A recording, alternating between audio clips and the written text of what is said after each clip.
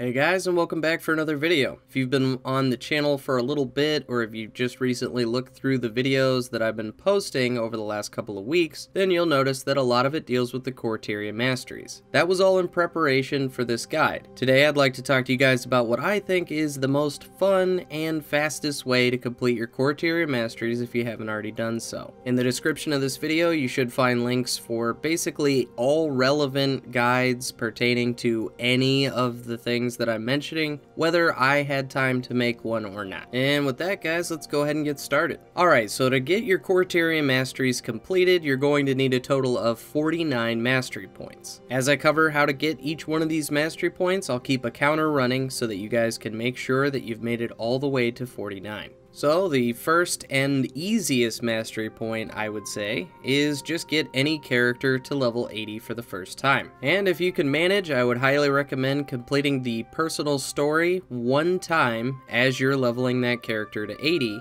and you'll earn yourself another 8 points. Now, if you look in the achievements, it might seem as though you can get a few extra mastery points from doing the story multiple times and making different decisions, but that is not the case. Once you've earned those 8 points, that's it. Next up, another easy one is just to hunt down all 50 Karka Hatchlings in Lion's Arch. Now, simply just playing Guild Wars 2, you're bound to end up at Lion's Arch eventually, so this really shouldn't be too much of a challenge. The hardest part is actually tracking down all 50 Karka Hatchlings. You'll need to head to Commodore's Quarter Waypoint and make your way to Turl Sharptooth's location, where he will give you a gun that you can use to actually attack these things. The Karka Hatchlings will make a noise when you're near them, so it shouldn't be too hard to find, but since I had already done this one, I wasn't able to make a guide for you guys, but I will be leaving a link down in the description for the DULFY guide that I used to complete mine. Next up is no small feat, but I think that you'll find there are a lot of other mastery points you can get while sort of working on this one as well, but map completion is actually worth 1 mastery point. This means getting all of the points of interest, vistas, hero points, waypoints, and so on in every map in Core Tyria. Just by opening your map, you'll be able to see the progress that you have in each location, so this shouldn't be too hard to keep tabs on, and there are plenty of other things that you can do that contribute to map completion, but kind of derail you from just completing a checklist. For instance, there was a recent update that added 9 new mastery insights, which are mastery points that you just need to interact with in order to obtain. These mastery insights are scattered about the map, so just tracking these down, you're bound to get a little bit of map completion done. Also, for another mastery point, you can complete the Dive Master achievement, which is just a matter of tracking down some diving locations, putting on some goggles, and jumping into the nearest water. Again, these diving goggle spots are just about everywhere in Tyria, so you're bound to get a little bit more of map completion done then as well. The only drawback to the Dive Master is that you will need to complete 1 jumping puzzle to get the final dive spot location. This is no easy feat at that. What I would recommend is checking in on that jumping puzzle and see if any mesmers are there portaling people up to the dive goggle spot, or if you just enjoy punishment like I do, you can keep trying and trying and trying until you eventually get there like I did. And speaking of jumping puzzles, there are 2 more that you can do for another 2 mastery points. One being the Retrospective Run Around in the Silverwastes, and the Hidden Garden jumping puzzle in the Deirdre Steps near Mount Maelstrom. Both of these jumping puzzles aren't too bad in the jumping department, but they are more puzzle-based. All I mean by this is that there's more problem solving than there is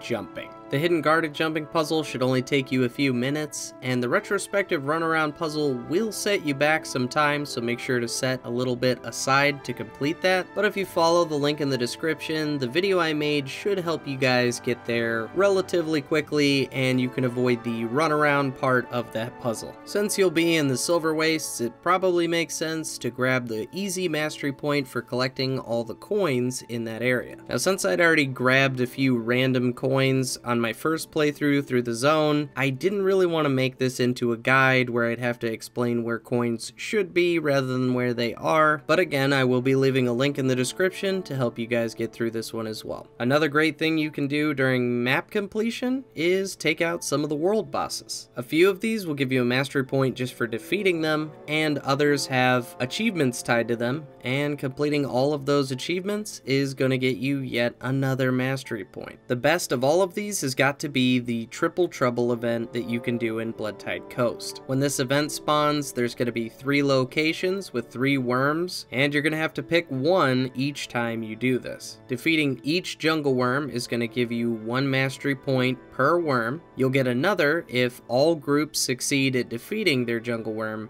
and the final mastery point comes from completing the associated achievements. If you watch the video down in the description and you make note of some places and times that you should be focusing on those achievements, this should take you 3 runs, no problem. Another world boss to focus would be Tequatl. Defeating this successfully once will get you an achievement point, and just like before, if you complete all associated achievements with the Tequatl fight, then you'll earn yourself another mastery point. Another 2 world bosses worth 1 mastery point each are the Karka Queen in South Sun Cove and the Queen Cricket 4 at Dry Top. The Karka Queen's on a timer, so you should just be able to go to a world boss timer and figure out when that spawns, and you can get a shot at the Queen Cricket 4 if you're on the Dry Top map when it reaches tier 4 of Zephyrite Favor. You can achieve Zephyrite Favor by completing events on the map, and completing enough events is going to increase the Zephyrite Favor level by 1, giving you access to some cool stuff you can get from the vendors, as well as spawning some boss events the higher tier you go up. Outside of regular world bosses, if you spend a little bit of time on the Silverwastes map, especially if you're doing the meta there, during the foothold phase around defense level 3,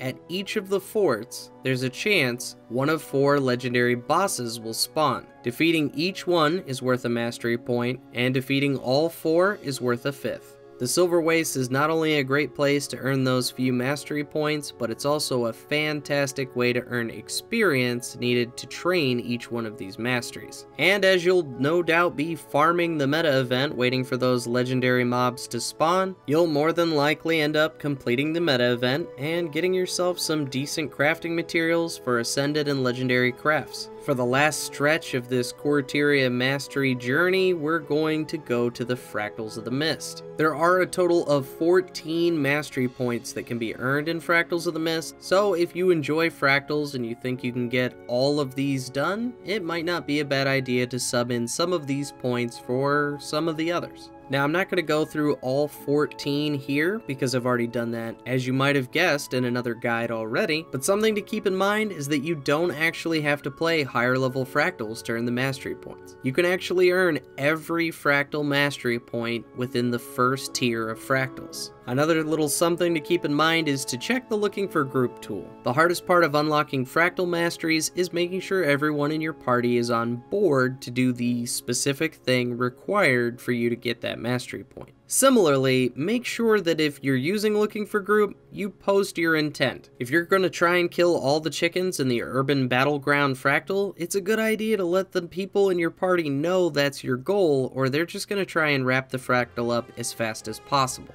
But if you manage to get at least 11 of these Fractal Masteries, you'll finally have everything necessary to unlock all your Core Tyria Masteries. That is, except for the experience necessary to train them, but as I said, I think that through map completion, world bosses, and the Silverwastes, you should have access to all the experience you'll need along the way. Now, if you're new to the Mastery system altogether, I did make a guide on that as well that I will leave yet another link in the description for, but something to take away from that guide would be that you will need to own an expansion in order to have access to your masteries, even the Core Tyria Masteries. Not only will you need to own it, but you'll need to complete at least the first story step of that expansion to unlock masteries in your hero panel. Anyway guys, that's just about it for this guide. I know it was sort of guideception today. I just figured it would be better to make a bunch of small guides explaining all the details, and then this guide to explain your overarching goal. I hope that this, as well as the other videos, are informative enough to help you guys get all those Core Tyria Masteries. If you guys have any questions at all, feel free to leave them down in the comments, and I will do my best to get back to you and help you get those.